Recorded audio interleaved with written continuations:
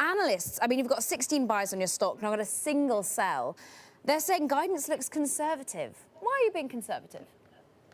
Well, because I think that one of the issues is that the sector is still plagued by, what other sectors are. COVID, we've got regulatory issues, on the federal level, we've got regulatory issues at the state level. A lot of the people that are inspecting our facilities, testing our products, are out for COVID. And so we just don't know sometimes, whether we can get our products to market. There's such demand and there's such a shortage of product, and we're working on such a tight inventory level that sometimes we just don't know whether we can get the products to market given the disruptions in the supply chain. But it's getting better as the economy is opening up. We expect it to get better. And so, maybe mid-year in our second quarter earnings, we might upgrade it. But at the moment right now, we feel very comfortable with our guidance of 1.2 to 1.3 billion of revenue.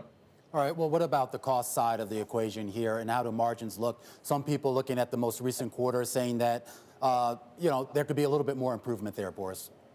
Yeah, I mean, you have to also look at every company's different. Curaleaf very early on went very wide. We have double the states of our next biggest competitor. And if you actually take our 10 prime states that we've been in for more than 2 years, we have exactly the same margins as all the other operators. So, a 55% gross margin, 35% EBITDA margin. But the minute you start looking at the newer states that we acquired or started developing over the last year and a half, we have lower margins because we still haven't gotten to scale in those states. We're also in places like California, where a lot of our competitors decided not to go because it's an open market. Well, I decided to go there because I feel that we need to learn how to compete, not in limited license markets, but in markets that are the way the U.S. is going to develop later on, where there are no limits to licenses and there are many operators. And so margins are obviously in those markets where it's more competitive, a little less. But Curaleaf will meet its targets of a 30% EBITDA margin on an annualized basis this year. And I think that's a very healthy margin, given that we're growing at over 100% and investing over $200 million. So on an annualized basis. So it's yes, we're getting there, but we have a larger business than other players, and it takes time to get those businesses to scale. Boris, reading through the press release, you said that you raised capital to help you be opportunistic for highly attractive assets to further strengthen your position as the global leader. What can we expect from you on the M&A side?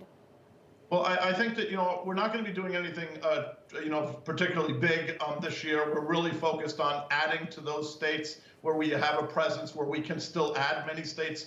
We've met our limits in terms of what the regulators will allow, but in other states we haven't. So we will be adding some acquisitions in those states. We'll also be doing some strategic acquisitions, which will be preparing our company for national legalization when interstate commerce comes, to bring down our costs and to be competitive against CPG, mainstream CPG companies, whether they be drinks companies like Anheuser-Busch or others that may get into the sector. So you'll start seeing us investing in technology, start seeing us investing in genetics and other areas which are going to help us in a competitive environment as we move to full legalization.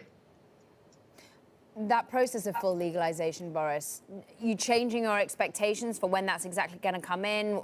How speedy can it be?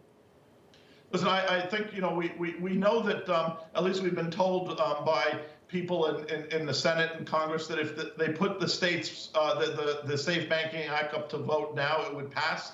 However, Senator Schumer wants to get a more comprehensive bill through. He wants to get decriminalization, legalization, interstate commerce, a fix on 280E, a fix on banking, as well as social justice and other issues, which are very, very important and we support. However, I just don't know. It's very difficult to predict whether he's got the votes to get a more comprehensive package through. But the senator obviously knows the Senate and the Congress better than we do. Yeah. So he's given us a lot of confidence that he will get it done this year.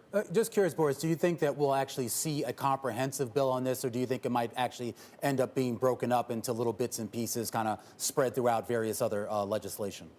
From what I hear, he's going to launch a comprehensive bill in May. What it will end up by the time it's voted on, I agree, will probably be something less than a full comprehensive bill, just because I don't think they've got the votes for full comprehensive legalization in either the Senate or the House, for that matter. But I do think that they have something to make the first step. What that step will be is anybody's guess. We'll have to wait and see over the next couple of months.